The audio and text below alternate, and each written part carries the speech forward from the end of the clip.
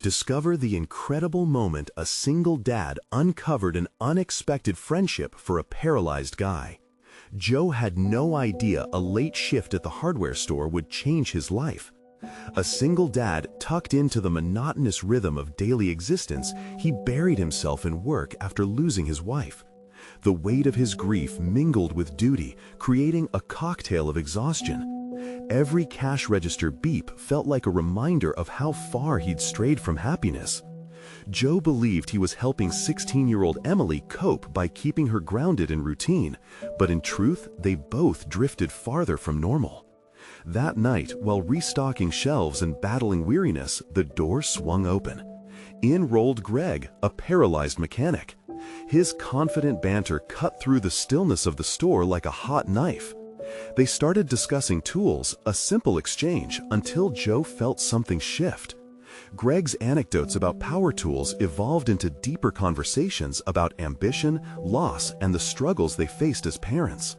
The initial hesitation that stopped Joe in his tracks began to melt away, revealing layers of vulnerability. Yet beneath the camaraderie lay a gnawing worry. Joe wrestled with the moral dilemma of the promotion dangled in front of him, his hard work acknowledged by the store manager. This could be his opportunity, a chance at some stability for Emily. The thought of success flooded him with pride, but also dread, like a dark cloud on the horizon. Would taking on more responsibility push him away from the one honest connection he had found? Conversations with Greg sparked the stubborn urge within him to become more than an exhausted worker.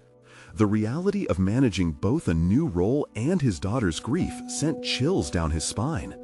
Before we continue, I need to tell you about something important that's happening. YouTube has been making changes to the system, and many people are losing notifications from channels they follow. If you're enjoying the content, click the bell and mark all notifications so you don't miss the next videos. And if you can leave a like, it really helps with reach. Seriously, it makes a difference. Oh, tell me in the comments where you're watching from. I'm always curious to know who's on the other side of the screen. Now, let's continue. As days passed, Joe found himself slicing through conversations with coworkers that turned sour. Sneers and snickers about Greg's disability crept into the staff room, amplifying the mental clash within him. Contempt mingled with admiration. He respected Greg for overcoming obstacles, but feared being associated with a man who challenged the prejudice surrounding ownership and ability. The thought of shielding Greg felt like lifting a boulder. Then came a moment of unbearable tension. Joe overheard whispers, derogatory comments thrown like daggers in the air. Well, let's hope he doesn't ask for a raise. Can he even turn a wrench? The sting left him breathless, anger bubbling up from his gut. He froze, mind racing as he gripped the edge of his workbench, weighing his next move. Was he going to choose silence, head down and plow through, or stand, voice trembling, for someone who had become almost family? The clock ticked loudly, marking time as he wrestled with the choice. Behind him, Greg caught his eye, an unspoken question hanging between them. Joe's insides twisted in knots as he turned toward what could either heal or shatter his world. What kind of man did he want to be? The answer loomed large, just out of reach. As the tension hung thick in the air, Joe felt an unusual clarity emerge from the chaos swirling in his mind. It was a clarity tinged with a sense of urgency. The weight he had been carrying, his wife's absence, Emily's silent grief, and now the taunts directed at Greg, felt insurmountable. But amid this turmoil, he discovered a resolve brewing that surprised even him. Every judgment made about Greg bashed against the walls of his conscience, echoing back louder than the sneers. In that moment, he made a choice. Joe inhaled deeply, filling his lungs with the resolve that had been building inside him, and slowly exhaled, steadying his nerves. He turned to face his colleagues, their laughter ineffective against the anger coursing through him. "You can't speak about him like that," he exclaimed, his voice trembling but determined. The room fell silent. Co-workers turned to stare at him as if he had set off an alarm. He had expected resistance, perhaps a rebuttal or ridicule, but instead their expression shifted from surprise to unease. Someone coughed awkwardly, while another murmured, "It's just a joke." "Not to me," he replied, his voice gaining strength. "Greg might be in a wheelchair, but that doesn't mean he's less capable. He has more drive than anyone I know." Each word felt like a hammer driving a nail deeper into place. He was building a framework for a new kind of courage. Joe looked towards Greg, who had been watching from a distance, eyes wide with a mix of appreciation and uncertainty. Joe met his gaze, frustration and fear melting into something more profound, an acknowledgement of shared battles. "We all have our struggles," he continued, "but to demean someone for theirs is cowardly." For a heartbeat, the only sound was the distant hum of the store. And then, as if a switch had flipped, his coworkers began to shift uncomfortably. It was clear he had shifted the dynamic in the room. Some turned away, while others appeared contemplative. However, a sense of isolation surged within him, realizing just how solitary this stand might leave him feeling. Joe had always prioritized his insecurities over his beliefs, afraid to face the confrontation that accompanied standing up for those he cared about. Now, however, a wobbly thrill traced up his spine. This was the kind of man he wanted to be, the kind of father Emily needed him to be, one who stood firm against injustice, not just for others, but for himself. Yet, with this leap into newfound assertiveness came an unsettling thought. How would this alter his chances for the promotion? Would his manager, observing the interaction, view him as a liability or as a leader? Would his colleagues' opinions burn bridges he had hoped to cross? The promotion lingered in the back of his mind, a tantalizing possibility countered by the fear of ostracization. Joe's heart raced as he grapples with this heavy weight. Balancing his budding friendship with Greg against the day-to-day pressures of his career weighed heavily on him. He wanted stability for Emily more than anything, but at what cost? Deciding to close the distance between himself and Greg, Joe moved toward him, ready to not just support, but also learn from him. The friendship was still in its infancy, but it felt vital, a lifeline more than a companionship. Perhaps it was time to ask Greg for help, to share the burdens they both carried. "Can I talk to you for a minute?" Joe called, voice steady now. Greg's face lit with a mix of encouragement and curiosity. Joe felt a surge of purpose. The conversation could lead to revelations that had been dormant until now. What would emerge from this moment? As he approached Greg, anticipation coursed through him. It wasn't just the promise of friendship. They were poised to explore an uncharted territory, each step ahead possibly redefining their perceptions of oneself and the world around them. But first, he had to face what was left behind. Joe knew the moment was fraught with consequences. Things would not return to how they were.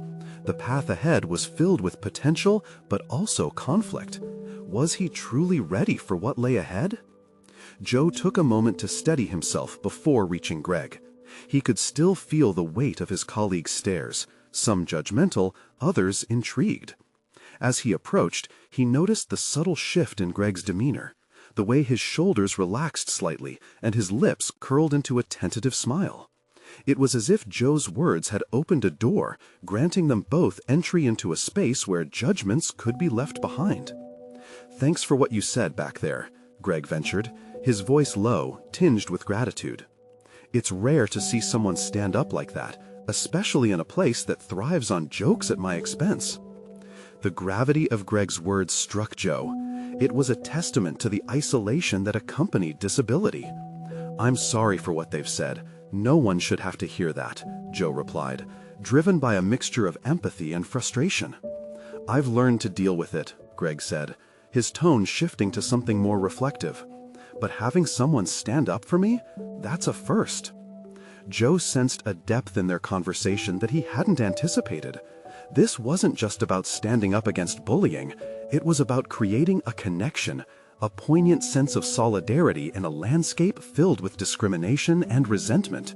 There was a flicker of something new igniting. Inside Joe, thrilling yet terrifying, as he realized that he was not only supporting Greg, but also redefining his own beliefs. He hesitated, searching for the right words. "If you ever want to talk more, like really talk, I'm here. I want to better understand what you go through." "Most people don't care enough to ask," Greg replied, gratitude mingling with disbelief in his eyes. "But if you're serious, I'd be happy to share. It's refreshing to meet someone who sees beyond the chair." The openness of Greg's response made Joe's heart race. There was a vulnerability he hadn't encountered before. This wasn't just about mutual respect. It was about dismantling the barriers that had long isolated them both.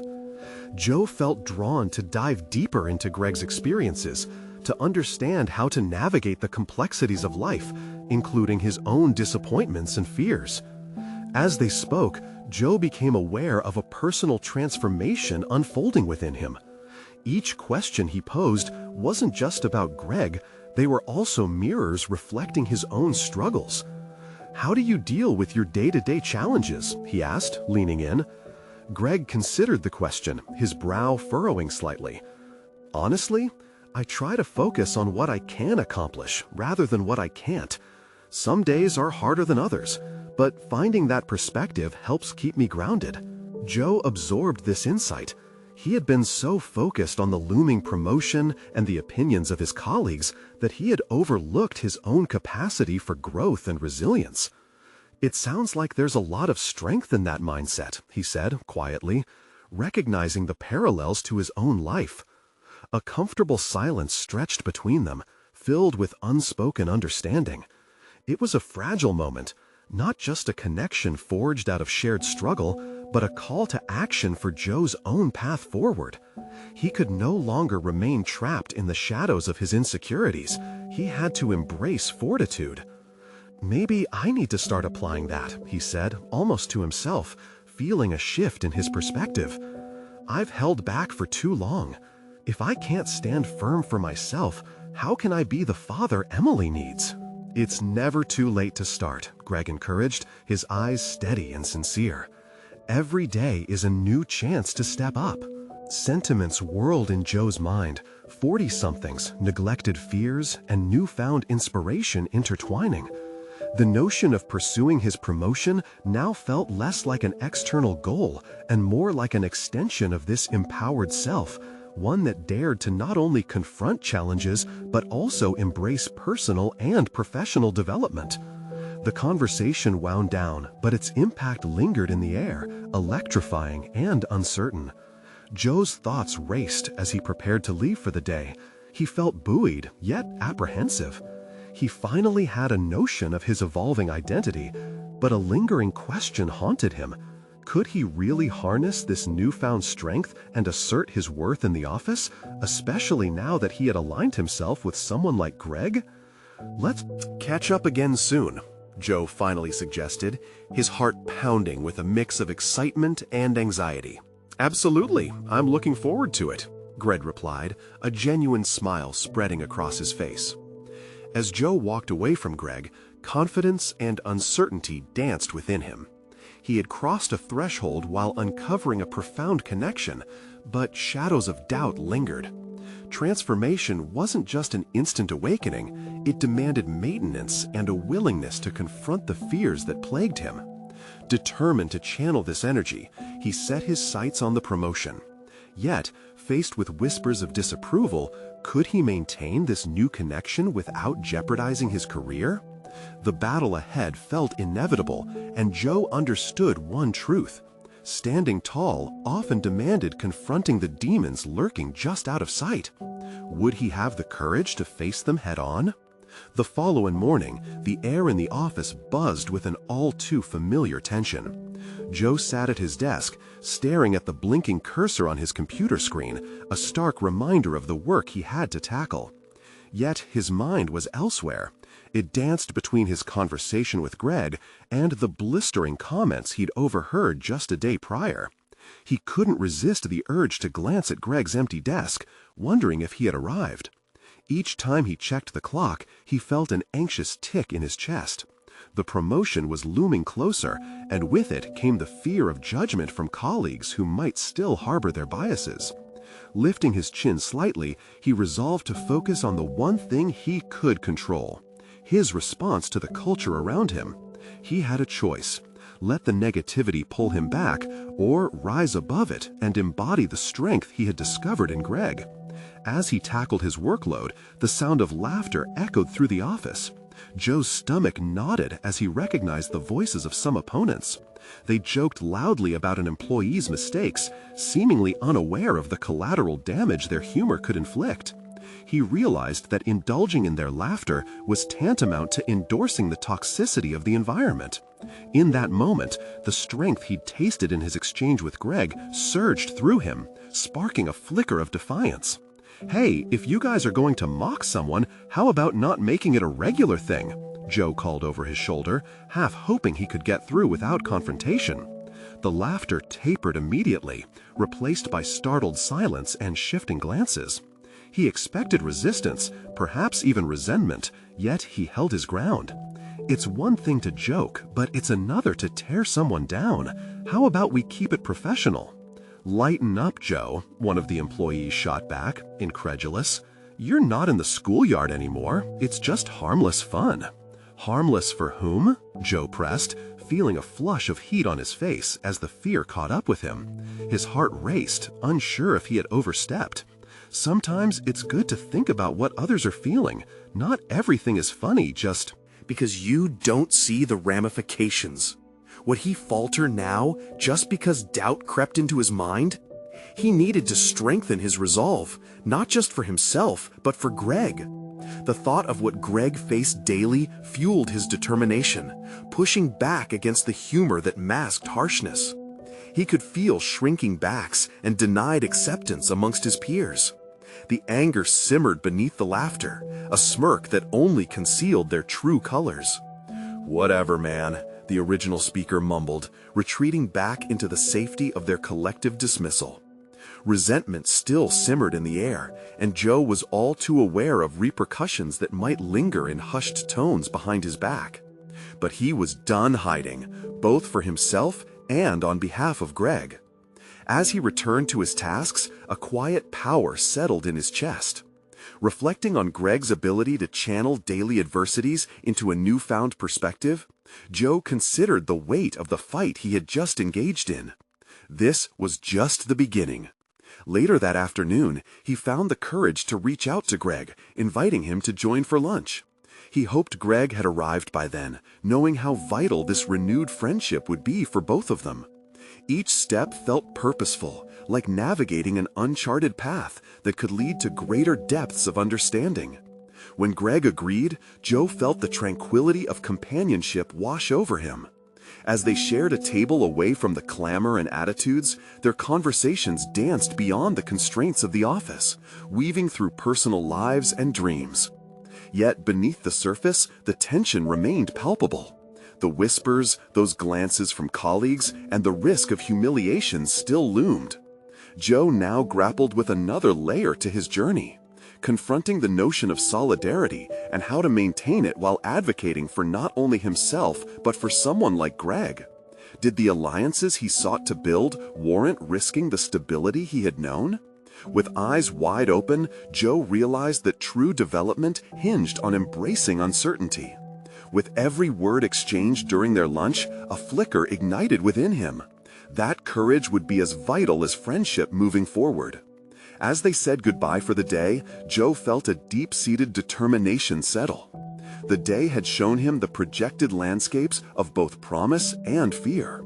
Would he have the resilience and decisiveness required to challenge not just the environment, but also himself? He knew the journey was far from over, and the true test loomed with every new colleague he encountered. "See you soon," Greg said, his earnest smile rejuvenating Joe's hope. Back at his desk, contemplating the responses to his stand, Joe whispered an affirmation that echoed within. Some avenues lead back to echoes of fear, while others open to realms of personal truth.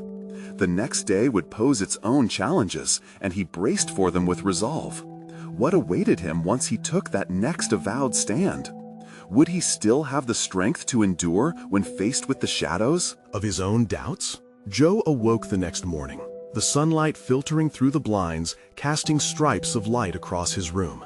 He sat up, the remnants of last night's conversation with Greg swirling in his mind. The promise of a deepening friendship held weight. It was both exhilarating and intimidating. Today, he needed to harness that energy and transform it into action. The moment he entered the office, the atmosphere felt charged. A pulsating energy radiated from every desk, yet it felt distinctly antagonistic. He could sense the eyes upon him, curious, judgmental, and perhaps even envious. Joe's resolve hardened. He must not yield to lingering anxieties. He had to resolve to be himself, unfiltered and authentic. At his desk, he plugged away at his work, but every instinct urged him to stand up once more. The shadows of yesterday's laughter still loomed, and he couldn't settle for complacency. He remembered the discomfort on Greg's face, the shared experience of being the target of derision. That thought alone steered his heart toward clarity. He had a voice, and it was time to use it again. During a brief lull in the workday, Joe spotted the same group of employees gathered in a corner, their laughter echoing like walls collapsing around him. This time, instead of idly listening, he felt an ounce of heat snake up his spine.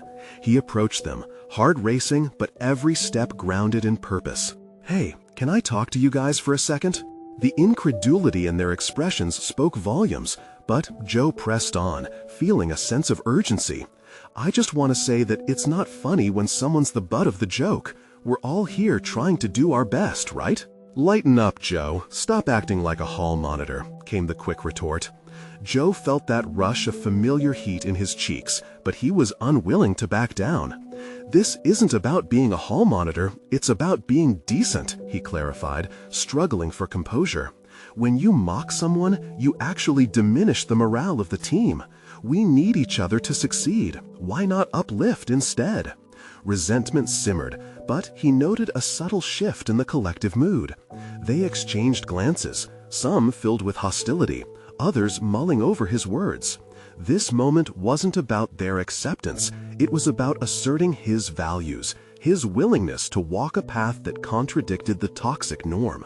As he walked back to his desk, adrenaline coursed through him, mixing with a nourishing dose of satisfaction. He didn't need affirmation from them. By speaking his truth, he defined his character. That realization emboldened him. Invigorated, he returned to work, energy pulsing through him. Lunch had become a sacred ritual, one he now anticipated with eager constancy. Joe texted Greg, suggesting they meet once again to share experiences, wisdom, and laughter. With each moment that passed, he found himself increasingly comfortable with the potential for deeper friendship and the ripple effect it could unleash.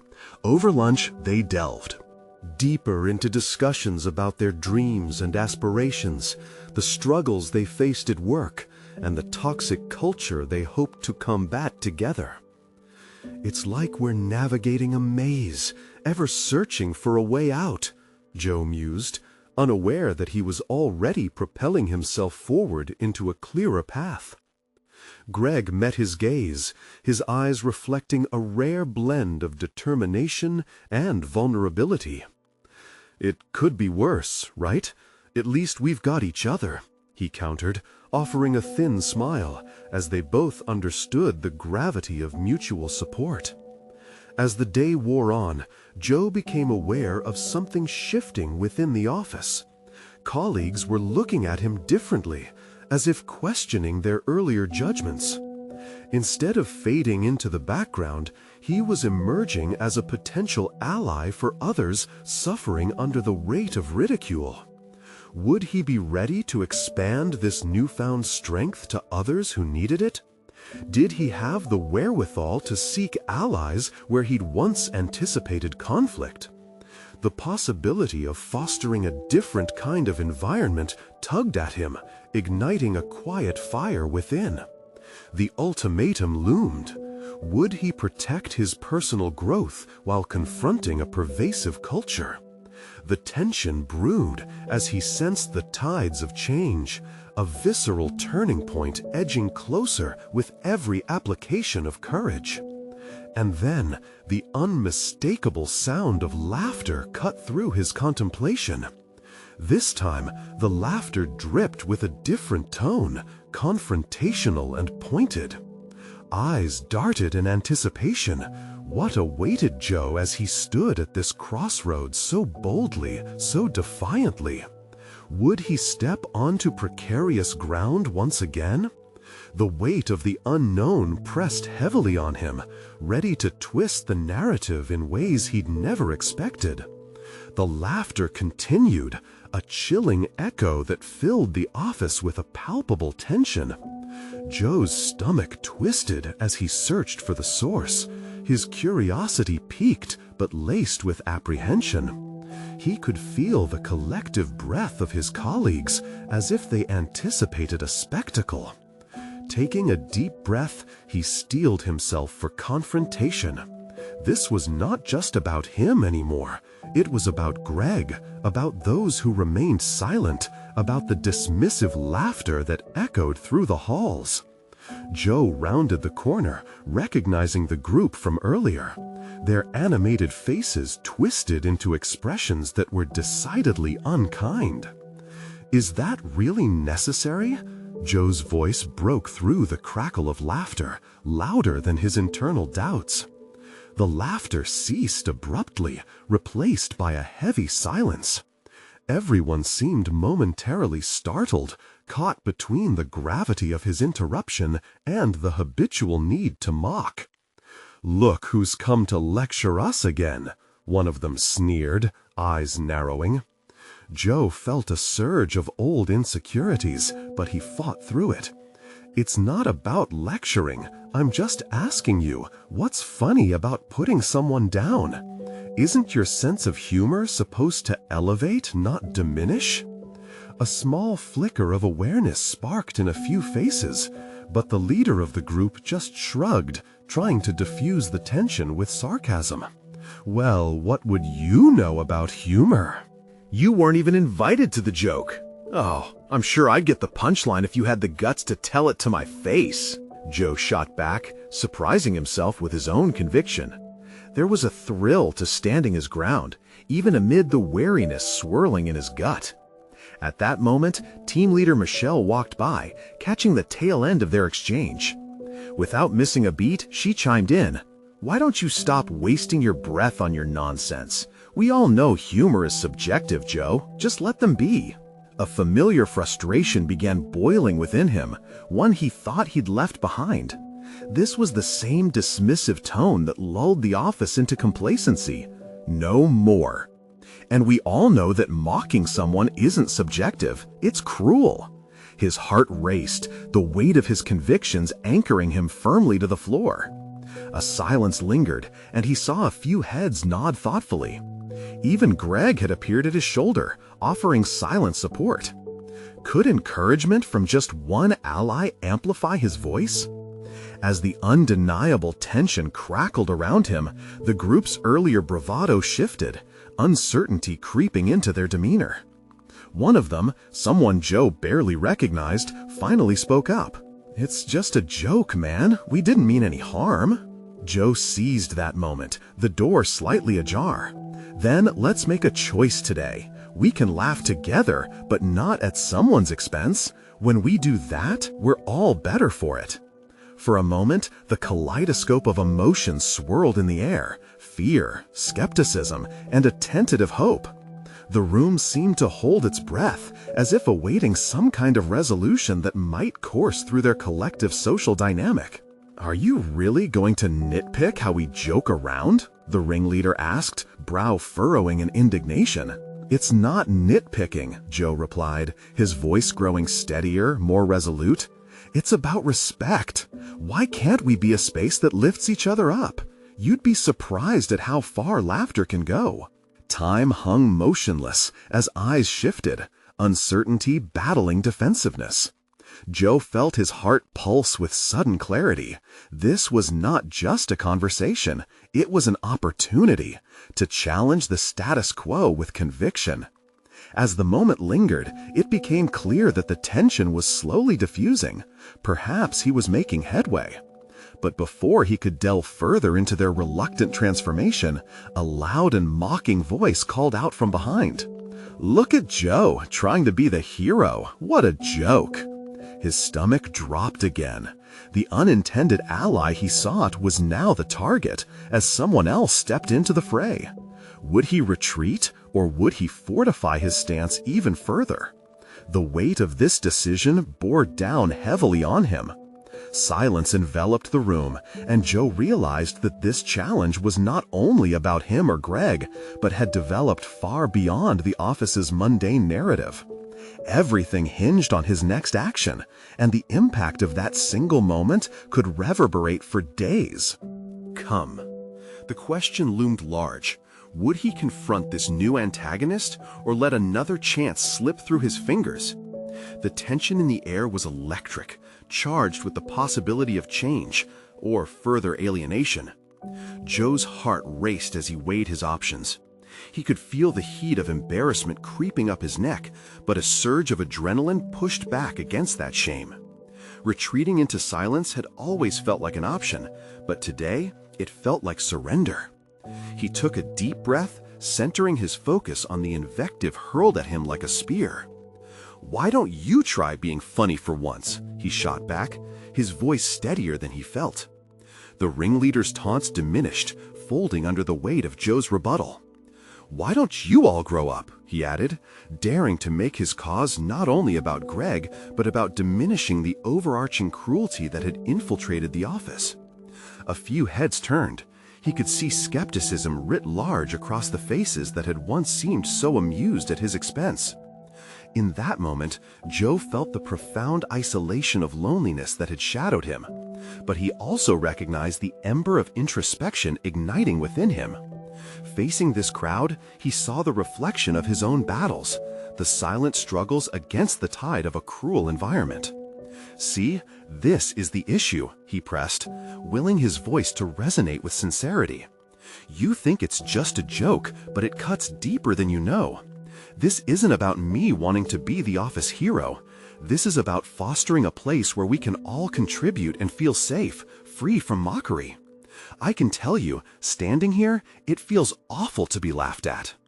He observed the shifting expressions as the message settled into the air. One of the group members looked pained, perhaps remembering their own encounters with ridicule. This was not just conflict, it was a confrontation of values, an opportunity to reshape the very culture that defined their workspace. As he spoke, he could sense a connection forming with Greg, who had not stepped back, but stood defiantly by his side. That solidarity ignited a new realization. This wasn't merely his crusade, it was theirs. They shared the potential to reshape the narrative, a chance to forge a healthier workplace dynamic. Michelle appeared agitated, obviously uncomfortable with Joe's growing defiance. "Enough of your semantics, Joe. This is work. We don't need soft feelings in a competitive environment," she interjected, attempting to regain control. "And that's exactly the problem," Joe challenged, feeling emboldened. "We can be competitive while still respecting one another. A good team thrives on support, not sabotage." The response from the onlookers shifted, a mixture of acknowledgement and doubt among them. Was the tide turning? He reminded himself that even the smallest ripple could lead to significant changes. Suddenly, another colleague, Carla, stepped forward. "You know, sometimes those jokes can hurt, even if we don't admit it. I felt that sting before."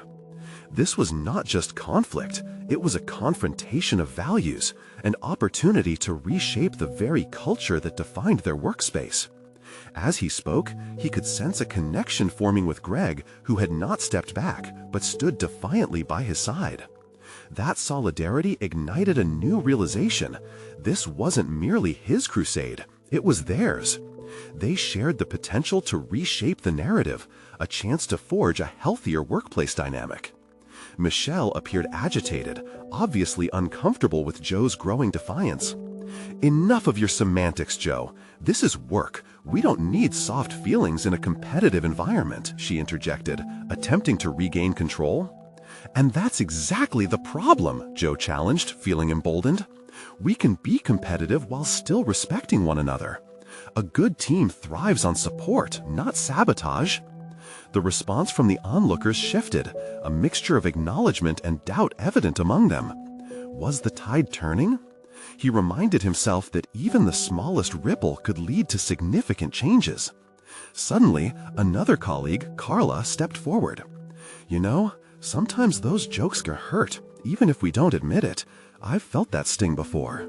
The murmurs that followed suggested that others might share her sentiment. With his heart pounding in his chest, Joe took a step closer to the group, feeling a sense of collective identity pulsing through the air. Your laughter can either uplift or undermine. Let's decide what kind of office we want to be. We can build each other up instead of breaking each other down. But just as the atmosphere began to shift toward accountability and growth, someone laughed derisively. "Yeah, right. What are you going to do when someone really needs to get called out?" The challenge was clear. This would not simply disappear. Joe's gut tightened, the clarity of his mission sharpened further by that provocation. In that moment, he realized the stakes. He had to not only confront teasing, but also the fear of conflict, the disappointment in peers unwilling to change. As he stood there, a plan began to form, an initiative to foster open dialogues within the team. He just needed to take that leap. Would they rise to meet him, or would he face opposition that sought to maintain the status quo? The challenge loomed large before him, but this time he stood not just alone, but with allies. What if they could carve out a path not just for themselves, but for everyone in the office who had long walked in silence? The resolve mounted in him, igniting the flame of determination. He could feel the collective awareness building. A new chapter was calling. Would it be one filled with laughter that truly united, or would bitterness and contempt cast the first shadow over the bright potential ahead? Joe held his breath, knowing that the next move mattered as much as the words already spoken. He was about to shape the narrative further. Would he succeed in forging a new understanding, or would he falter when it mattered most? Joe stood at the precipice of change, his conviction pulsing through every heartbeat. The threat of mockery still hung in the air, like a specter looming over this gathering of coworkers. Failure seemed to hover just beyond his grasp, whispering doubts into his mind. What if this just ended up escalating the very toxicity he was trying to frustrate? Could he really steer the conversation to a constructive place? Seeing Greg's silent solidarity, however, fortified Joe's resolve. They both understood that confronting the prevailing negativity meant taking a stand against uncomfortable truths. Every fiber of Joe's being urged him forward. "Let's say, for argument's sake, someone does need to be called out," he continued, anchoring himself to the challenge posed by their antagonist. "Isn't it possible to do that without tearing apart someone's dignity? We can hold each other accountable without being cruel." A flicker of realization danced across several faces, but Michelle's defiance remained. "You think your feelings matter more than the company's bottom line?" she countered sharply. It was a blow aimed directly at his core, challenging not just his credibility, but the very purpose of the initiative he envisioned. "Yes, I do." The strength in his voice surprised even him. Every time we belittle someone, it does affect productivity. Fear and resentment don't drive results the way collaboration and respect do. Let's build a foundation where we can express ourselves freely, not out of fear of being harmed. Those words hung in the air like a banner, stirring thoughts and questions among his coworkers. Some looked contemplative, drawn into a whirlwind of reflection on their own experiences within the workplace culture. Perhaps they had all held back from addressing the tension in their surroundings, fearing isolation or retaliation. "Look," Joe pressed on, finding new threads of conviction. If we're honest with ourselves, we've all felt the weight of this atmosphere. You know it's true. We have a choice here: continue in this cycle or choose courage over complacency. He felt like a warrior approaching the gates of a fortress, ready to challenge the walls they had all grown accustomed to. But Michelle's eyes narrowed, the frustration palpable.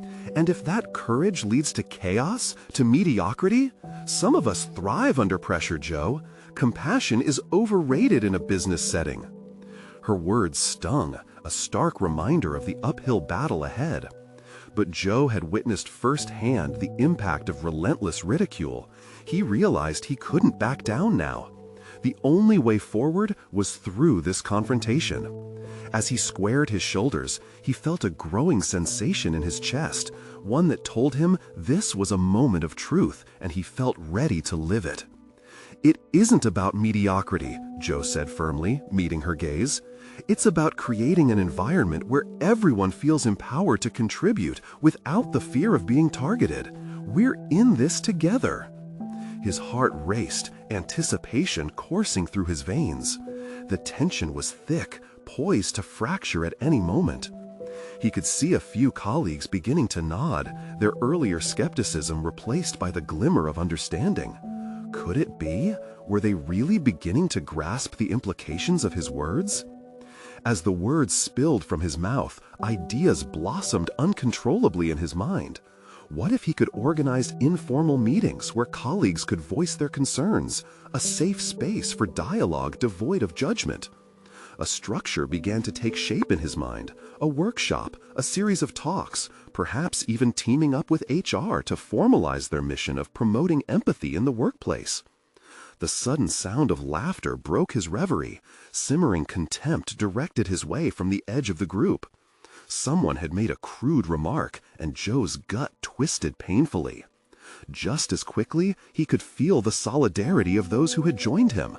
Facing the laughter head-on, Joe felt a formidable strength rise within him. Who will stand with me when the uncomfortable truth needs tending? It was both a challenge and a plea. The room swayed like a pendulum, caught in a moment of reckoning. Joe had learned that personal courage, faced with opposition, could ignite a ripple effect. Though the tide of acceptance was far from certain, he now realized that he couldn't falter. What would be their answer? Would they join him in this emergent revolution of respect, or retreat back into the safety of their silence, leaving him vulnerable at the front lines? An electrifying tension charged the air around him, and Joe felt the pull of destiny that would shape not only his career, but also redefine the very nature of their office culture. Would this stand invite solidarity, or would he be burning in isolation? Joe stood in the eye of the storm, surrounded by simmering emotions and shifting alliances. The laughter still echoed in his ears, a sharp reminder of the vulnerability that came with his stance. But he sensed a change. A few heads nodded, hesitant yet intrigued. Amidst the murmurings, the word courage seemed to hang thicker than the tension itself. He scanned the room, seeking those who would rally with him. Greg's approving nod encouraged him further. This was more than a discussion. It was an awakening, a possibility that was inching slowly into the realm of reality. "Listen, I know the fear of incompetence runs deep here," Joe articulated, firing up the embers of another idea. "Let's propose a team workshop, an open forum. We can discuss real issues, learn from each other, and shed this suffocating layer of tension. Vulnerability can be our ally, not our enemy." Joe's heartbeat intensified as he sensed a divide forming. Some coworkers leaned in, curious, while others remained rigid, clinging to the old ways. A battle line was emerging, yet it felt paradoxically liberating. "Don't mistake my intentions," he pressed further, grounded in his resolve. "This isn't about airing grievances or assigning blame. It's about building a foundation of trust. The greatest losses come not from competition, but from disconnection."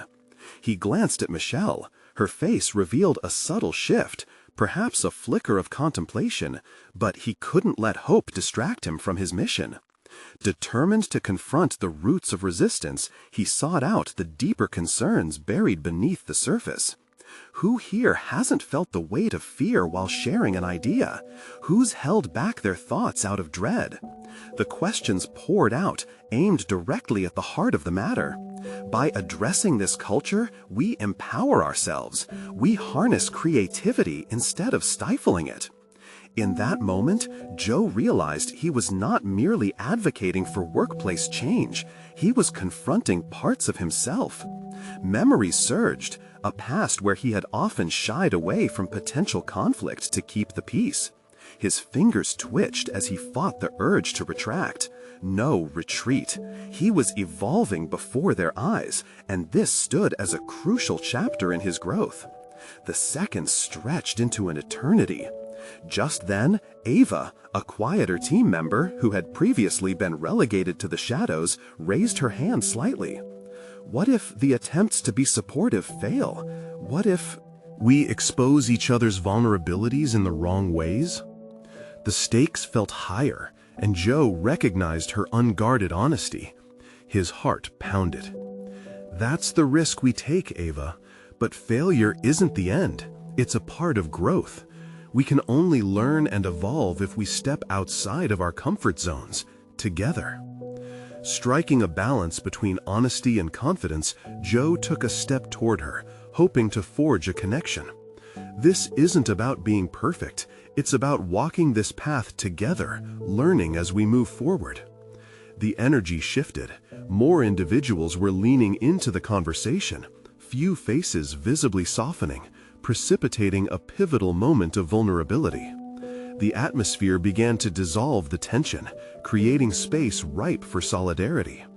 Joe sensed the tide turning, but he also acknowledged the precariousness of that shift. Yet the earlier laughter lingered, like a reminder of how easily spirits could sour. He couldn't ignore that many remained skeptical, eyes still trained on him with doubt. Everything here is on the table, he asserted, feeling the need to stitch the ties stronger. Our growth is contingent on our honesty, our willingness to engage as human beings rather than mere employees. As he spoke, a flicker of hope kindled within him, but alongside it loomed the awareness of potential backlash. Would his efforts ignite a new beginning or serve only as fuel for further derision? That uncertainty loomed large.